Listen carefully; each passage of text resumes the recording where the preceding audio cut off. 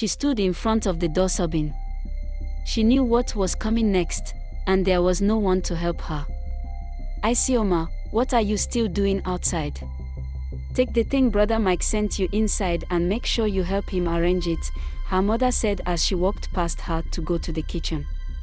Brother Mike had been gracious enough to give her mother 5,000 naira. Her mother was overjoyed and was rushing to the kitchen to cook. In her mother's eyes, Brother Mike could do no wrong. After all, he was from her village and they spoke the same dialect. Also, her mother knew his girlfriend. Besides, anytime there was no power supply, she and her mother had watched their favorite TV shows in Brother Mike's one-room apartment. He had a generator.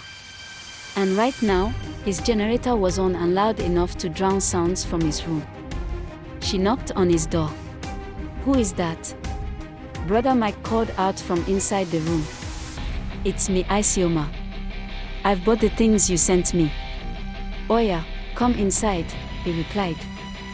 In her 7-year-old mind, she screamed, no, I've left them outside your door. I'm not coming in. But instead, she stood there, hoping and wishing the ground would swallow her up into darkness. She knew what to expect when she enters the room. She still felt pains between her legs from the last time.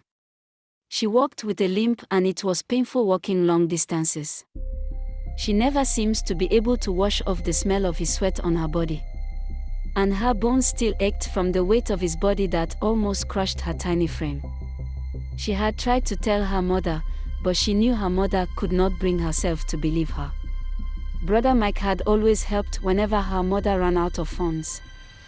She could go to her father, but he was almost always too tired for small talk. He was also impatient and short-tempered, and she knew she could end up being whipped just for talking to him.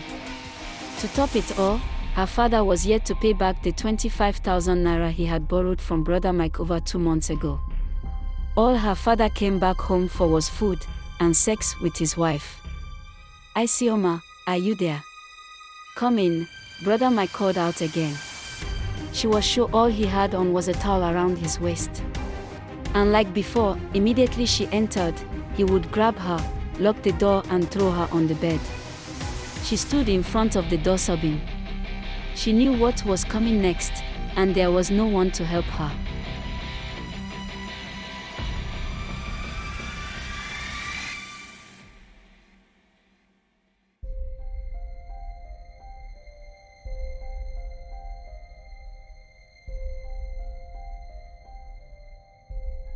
This story was written by Olumide Holloway, aka King Oluolu. It was inspired by true life events. For more exciting content, follow King Oluolu on Instagram and Threads @Oluletikin, and subscribe to his YouTube channel via youtube.com/@KingOlulu.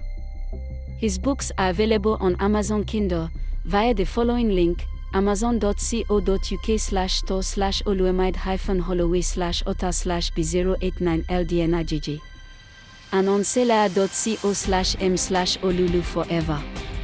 Thank you for watching, and until the next video, stay safe and stay blessed.